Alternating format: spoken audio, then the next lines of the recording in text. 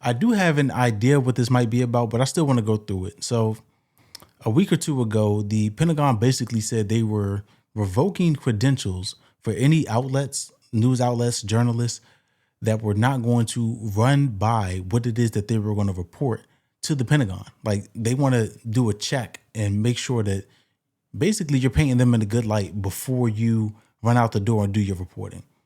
A lot of the top news outlets said we're not doing that. So they had their credentials revoked, not allowed in the Pentagon, not allowed in the press pool. And apparently it's going to be filled with right wing, basically bootlickers, people that were willing to sign the paper and say, okay, whatever it is that you want me to say, or whatever it is that you approve for me to say, I'll just say that, right?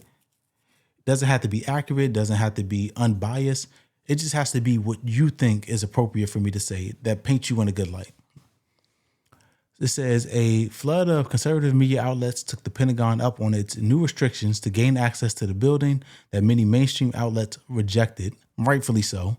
They should have rejected them. Congratulations to them for sticking by their morals. And it would have been a bad look if they didn't.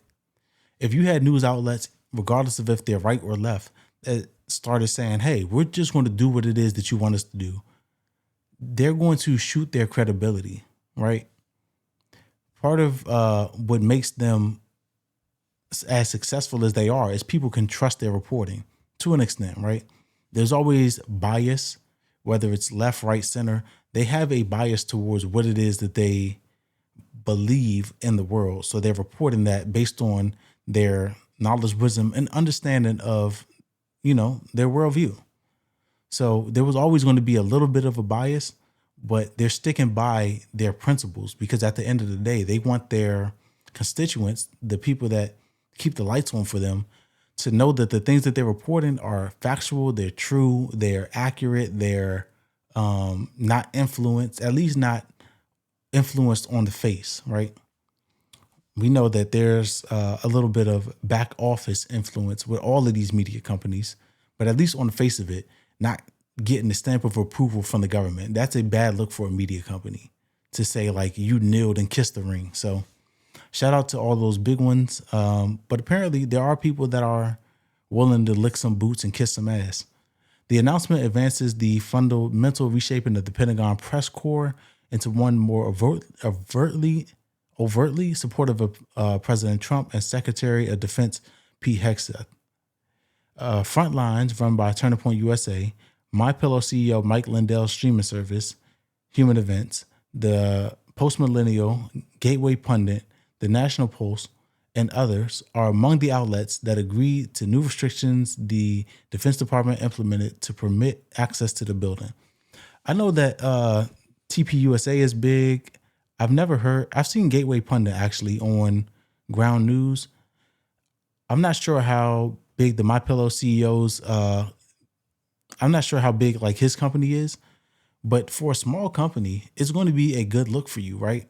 If you're willing to basically be blindly loyal to the Trump administration in your reporting and blindly loyal to what Pete Hegseth and the Department of Defense approves for you to say, if you're a small outlet, that's going to play in your favor. There are going to be people that are like MAGA aligned or aligned on the right. They're going to start looking at your publication because they're going to want the news. They're going to say, oh, well, this person already agrees with me, and it's going to drive views to you. But if you're a big company, like I said, like CNN, Fox, that's it, or specifically on the right, it doesn't do you any good. It will only do you damage to sign up for this. More traditional outlets like Axios, Associated Press, The Washington Post, Fox News, and more declined to comply, and their defense reporters handed in their press passes to the Pentagon and staged a walkout on October 15th. To protest the new rules. The restrictions included asking reporters who wish to be inside the Pentagon not to gather information that hasn't been approved for release, which journalists said would make it challenging to cover their beat independently. We are excited to announce over 60 journalists representing a broad spectrum of new media outlets and independent journalists have signed the Pentagon's media access policy and will be joining the new Pentagon press corps. Pentagon spokesperson Sean Parnell said in a statement. Parnell praised the new the new media outlets as having created the formula to circumvent the lies of the mainstream media and get real news directly to the American people. The new reporters will join 26 journalists across 18 different outlets who originally had access and chose to comply with the Pentagon's new rules.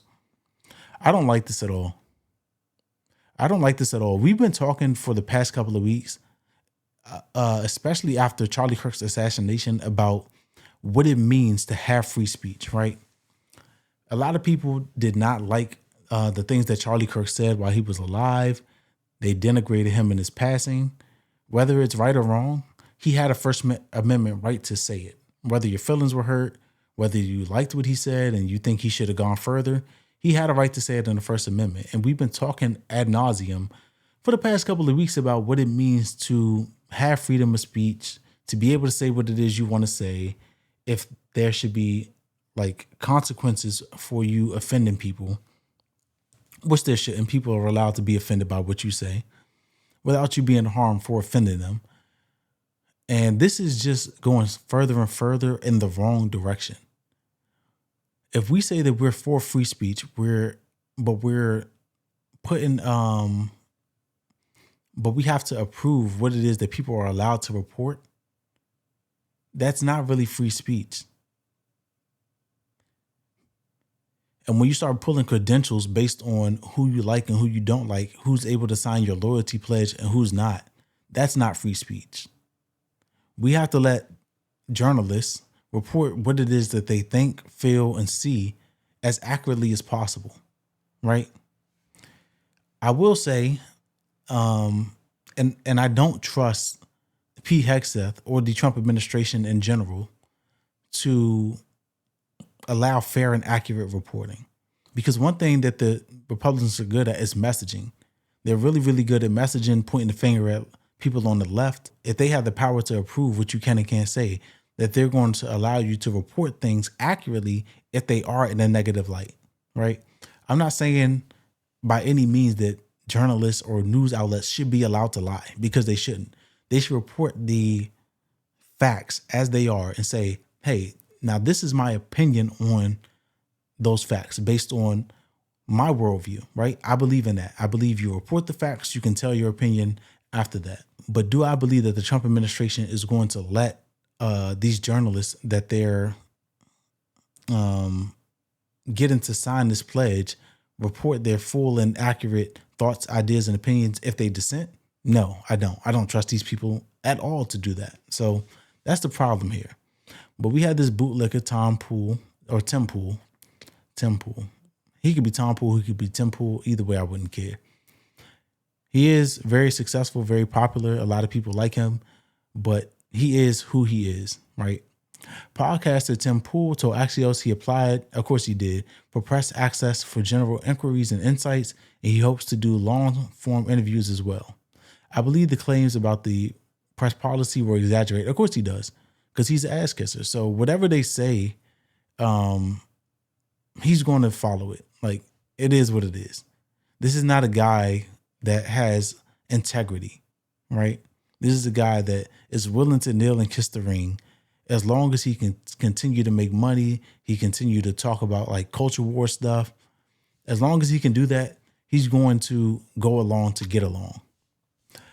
If ever a story arises that puts us at odds with the policy, we will report it regardless, as we are not a huge news outlet nor investigative journalists. We don't see it as an issue. See, that's a lie, because obviously he said he's signing the pledge.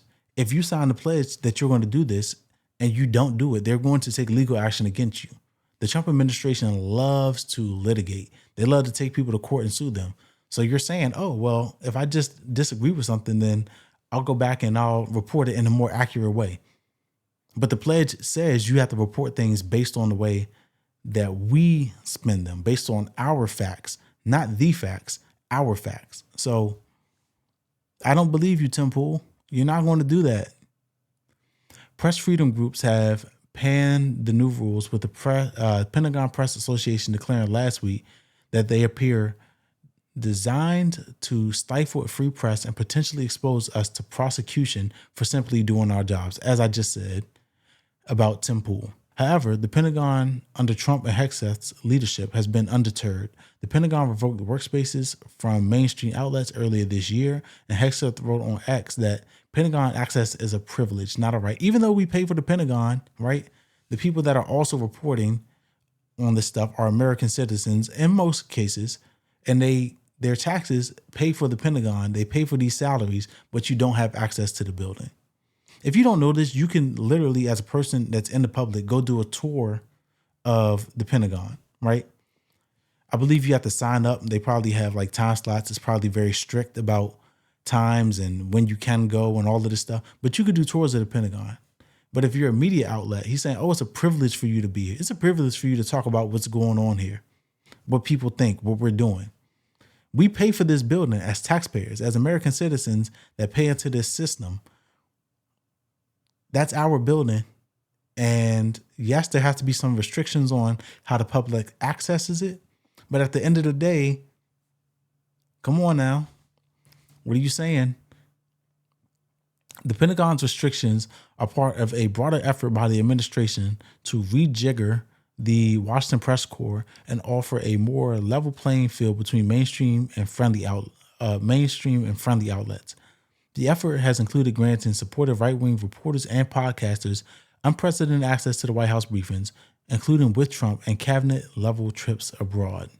Yeah, that's basically Trump's whole spiel. If you're loyal to him, if you're going to kneel and kiss the ring, if you're going to bend the knee for him, right? We just had the No Kings protest, but bending the knee is a reference to Game of Thrones, one of the greatest shows to ever exist until they got to the 8th season. If you're willing to bend the knee for Trump, then he's willing to take you on trips. He's willing to give you access up and down the Pentagon. But of course, it comes with a asterisk. You have to do what it is that we want you to do. And there are plenty of people like Tim Pool, like the My Pillow guy, that are happy to do that. They're like, oh, I was going to do this for free. I was going to do this without you telling me. So now I get to be in the in crowd for something I was going to do anyway. No problem. And that is the problem with where we're at in America.